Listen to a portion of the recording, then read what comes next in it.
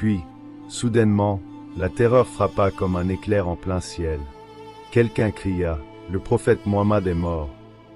Cette rumeur, fausse et dévastatrice, se propagea avec une rapidité fulgurante.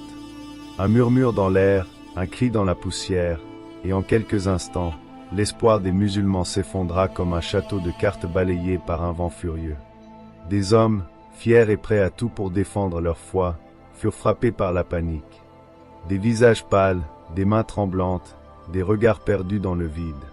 Les plus jeunes, désemparés, se précipitèrent vers la fuite. Si le prophète est tombé, tout est perdu. Les armes, symboles de la résistance, tombèrent au sol. Des soldats d'autrefois fiers, maintenant désorientés, abandonnèrent leur place dans la bataille. Le cœur de l'armée se disloquait, les rangs se déchiraient, la peur gagnait chaque âme. Le chaos se propageait comme une épidémie dévastatrice, un poison qui rongeait l'esprit et le courage des musulmans. Mais, là, au milieu de la confusion, une lueur d'espoir. Une voix forte, déterminée et indomptable traversa le tumulte. Le prophète Mohammed, paix et salut sur lui, était encore en vie. Oui, blessé, mais toujours debout.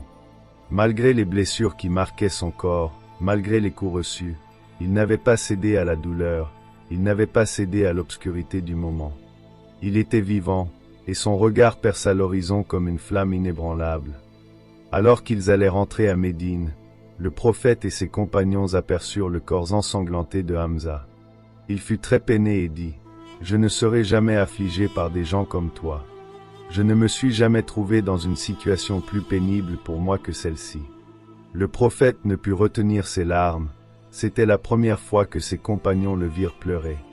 Ibn Mas'ud dira plus tard, « Nous n'avons jamais vu le messager d'Allah, sur lui la paix et le salut, pleurer plus intensément qu'il ne pleura sur Hamza ibn Abdul Muttalib. » Il le plaça dans la direction de la Qibla, puis se tint debout au-dessus de son cortège funèbre et pleura jusqu'à ce qu'il éclate en sanglots.